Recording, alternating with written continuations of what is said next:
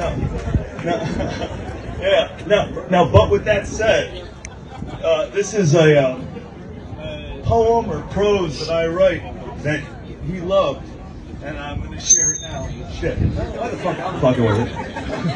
I'm going to share it with you now because it was his favorite thing. It was one of those things that drove him to tell me, you need to be there. And it's called Sex in Combat. Yeah, I said it, sex and combat. They're both physical acts of love. Because in the warrior culture, to say I never had the honor of serving with him in combat is to say I never got the opportunity to physically express my love for my brother. Because in combat, you truly see that affirmation of love. To give yourself so that your brothers may live on. And in Matthew 15:13, greater love none other than to lay his life down for his friends.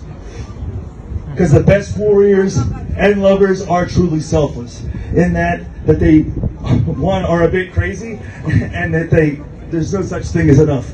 Because a nymphomaniac or a bloodthirsty veteran are one and the same in that regard. Because the rush you receive before a shot is fired is far more exhilarating than release. It's the unknowingness of whether or not it'll go down. And then once you get caught in the moment, you get lost in it, and then it all becomes mechanical. To me, watching somebody place a roadside bomb is like sliding off panties. And then after it's all said and done, no one likes to clean up either mess. The battlefield or the cause are irrelevant to the warrior, but the love is real. In all my years of service, I never served one day for the U.S. government. I protected the Constitution, my brothers in arms, citizens of the United States. And then, sadly enough, I felt as though we were all betrayed by the government.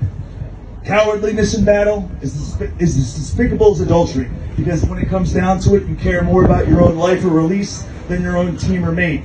And to the warrior, a shame on their honor is the greatest insult of all.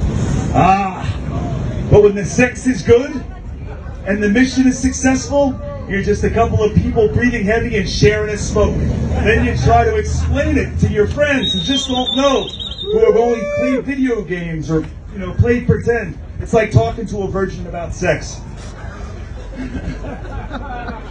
To my Marine and Recon brothers, continue to maintain the tremendous reputation of those who went before you, and continue to fuck the enemy in a way I'm only allowed to remember.